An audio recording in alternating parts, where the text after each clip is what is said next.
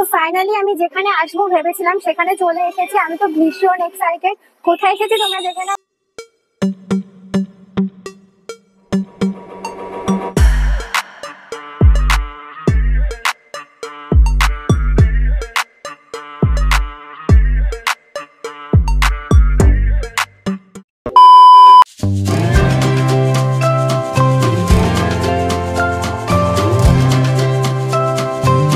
Good morning guys. তো এখন আমি রেডি হয়ে নিয়েছি, কিন্তু কোথায় যাচ্ছি সেটা তোমরা খুব জলদি জানতে পারবে। তার জন্য ভিডিওটা কিন্তু পুরোপুরি দেখতে হবে। আর এখন স্নান টান করে রেডি হয়ে নিয়েছি, এখন একটু সাজুগুজু করব, তারপর তোমাদের সঙ্গে দেখা হচ্ছে। বাইরে মেঘলা মেঘলা ওয়েদার, তাই কারেন্ট না থাকলে তো চুলটা শুকাতে পারবো না, তাই ভাবলাম যে আগে হেয়ার ড্রায়ার করে নিই। কারেন্ট না থাকলে চুল শুকাতে পারবো না, তাই এখন হেয়ার ড্রায়ারটা করে নিই।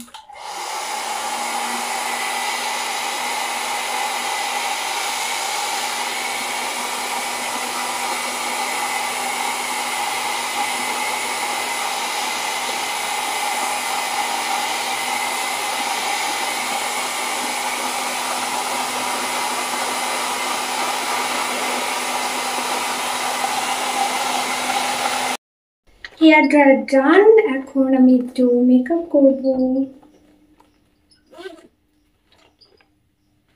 মেকআপ করে তারপর তোমাদের সঙ্গে দেখা হচ্ছে। এই হলো আমার মেকআপ কালেকশন। ফার্স্টেই আমি ইউজ করছি মামা আর্থের টোনার। এই টোনারটা খুবই ভালো। এরপর ইউজ করছি ডার্মাকোর ময়শ্চারাইজার অ্যান্ড সানস্ক্রিন। দিনের বেলা বাইরে বেরোলে সানস্ক্রিন তো মাস্ট। এরপর ম্যাকের প্রাইমার ইউজ করছি, আর এটা আমার one of the best favourite primer. Bibi cream বা ফাউন্ডেশন যেটাই ইউজ করো না কেন, তার আগে প্রাইমারটা ইউজ করতেই হবে। প্রাইমারটা আমরা এই জন্যই ইউজ করি যাতে মেকআপটা ডিরেক্ট স্কিনে না বসে, কারণ মেকআপে অনেক কেমিক্যাল থাকে, তার জন্য প্রাইমারটা ইউজ করা। এখন আমি ইউজ করছি ডার্মাকোর বিবি ক্রিমটা। এই বিবি ক্রিমটা এতটাই লাইট ওয়েট যে এটা অ্যাপ্লাই করলে মনে হবে ফেসে কিচ্ছু অ্যাপ্লাই করিনি। আমি দিনের বেলায় কোথাও গেলে কখনোই হেভি মেকআপ করি না, সবসময় হালকা মেকআপ করি। এখন বিবি ক্রিমটা অ্যাপ্লাই করে ব্লেন্ড করে নিচ্ছি। আচ্ছা, তোমাদের একটা টিপস শিখিয়ে দিই। ব্লেন্ড করার সময় তোমরা ব্লেন্ডারটাকে ভিজিয়ে নেবে, তাহলে দেখবে ঝটপট ব্লেন্ড হয়ে যাবে। সব কিছু কমপ্লিট, এখন লিপস্টিকটা পরলে একদম মেকআপ ডান। আমার মেকআপ তো কমপ্লিট। তোমরা যদি আমার মেকআপের ফুল ভিডিও দেখতে চাও তাহলে আমায় কমেন্টে অবশ্যই জানিও, তাহলে আমি এই রিলেটেড একটা মেকআপের ভিডিও বানাবো। আর যতটুকু পেরেছি তোমাদের দেখিয়েছি, কিন্তু পুরোটা মেকআপ দেখানো তো পসিবল না, তাই তোমরা যদি মেকআপ ভিডিও দেখতে চাও তাহলে আমায় কমেন্টে অবশ্যই জানিও। চলো এবার হেয়ার স্টাইলটা করে নিই, তারপর কিছু জুয়েলারি পরবো, তারপর বেরোবো। তো ফাইনালি আমি যেখানে আসবো ভেবেছিলাম সেখানে চলে এসেছি। আমি তো ভীষণ এক্সাইটেড। কোথায় এসেছি তোমরা দেখে নাও। এই যে আমার পেছনে রয়েছে কারিমস। তো কারিমসে আজকে ফার্স্ট টাইম আসলাম। অনেক দিন ধরে ভাবছিলাম যেখানে আসবো, তো আসবো করে আসা হচ্ছিল না। তো ফাইনালি আমি চলে এসেছি কারিমসে। চলো ভেতরে গিয়ে দেখা যাক যে এখানকার খাবার দাবার ফুড কোয়ালিটি কিরকম। তোমাদের এক্স্যাক্ট লোকেশনটা বলে দিই। বারাসাতে ওয়াও চায়না মিও অমর, তার ঠিক অপোজিটেই কারিমস। কারিমসের মেন ব্রাঞ্চ দিল্লিতে রয়েছে, বাট কলকাতা, বারাসাত সব জায়গাতেই কারিমস এখন ওপেন হয়ে গেছে। এখানে এসেই দেখলাম ভালোই ভিড় ছিল, বাট এখানকার অ্যাম্বিয়েন্সটা কিন্তু আমার দারুণ লেগেছে। আর দেখো, এখানকার অ্যাম্বিয়েন্সের সাথে আমার আউটফিট পুরো ম্যাচ হয়ে গেছে, হোয়াইট অ্যান্ড ব্লুর কম্বিনেশন। বাই দ্য ওয়ে, আমি মেনু কার্ডটা দেখছিলাম, ভাবলাম তোমাদেরও মেনুগুলো দেখিয়ে দিই। এখানে প্রচুর আইটেম ছিল, বাট বেসিক্যালি কারিমস কিন্তু বিরিয়ানির জন্যই ফেমাস। বিরিয়ানি তো নেবই, বাট শুধু কি বিরিয়ানি খেলে হবে? বিরিয়ানির সাথে তো আরও কিছু নিতে হবে। দেখা যাক কি নেওয়া যায়। চলো তোমাদের অ্যাম্বিয়েন্সটা ভালো করে দেখিয়ে দিই, তোমরা দেখে নাও।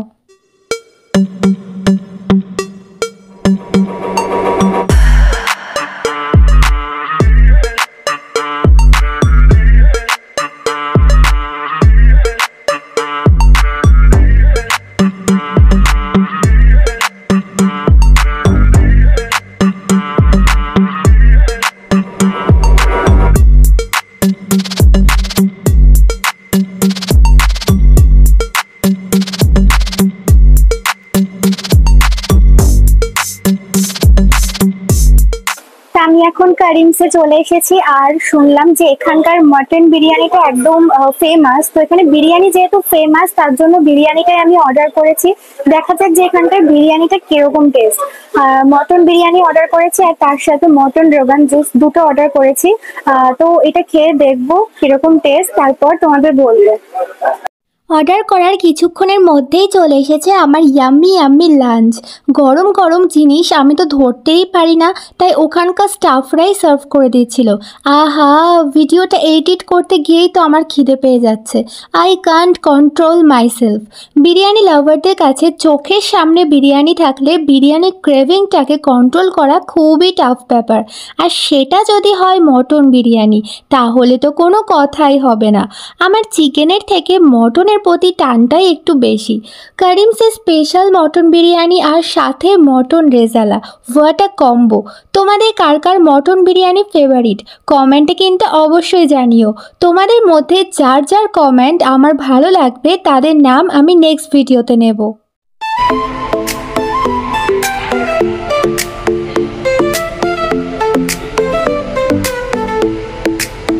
In tranquil corners, she drifts with grace, a gentle whisper, a soft embrace, with a heart of gold in every beat. Compassion dances in her eyes, so sweet, often shrouded. আর এটা হলো মটন রোগান জোস। নামটা ভারী অদ্ভুত না? By the way, আমি এখন বিরিয়ানির মধ্যে থেকে মটনের পিসটা বার করছি।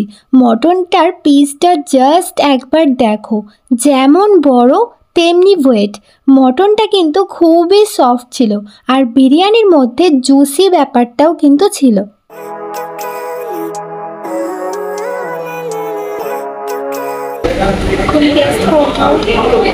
বিরিয়ানিটা খুবই লাইট ছিল, কোনো উগ্র সেন্ট বা উগ্র মশলা ছিল না। গ্রেভিটা দিয়ে দারুণ খেতে লাগছিল। এই জন্যই হয়তো বিরিয়ানির জন্য কারিমস ফেমাস। বিরিয়ানি লাভার যারা আছো তারা কারিমসে গিয়ে বিরিয়ানি ট্রাই করতেই পারো।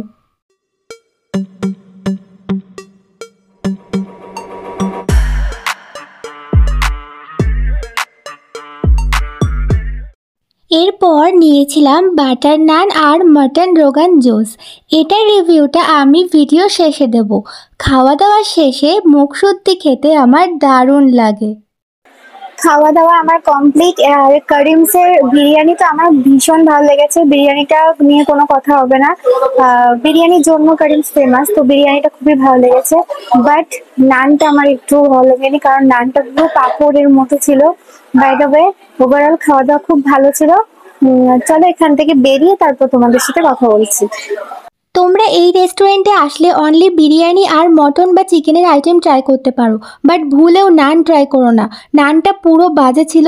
নান খাচ্ছি নাকি পাঁপড় খাচ্ছি বুঝতেই পারছিলাম না।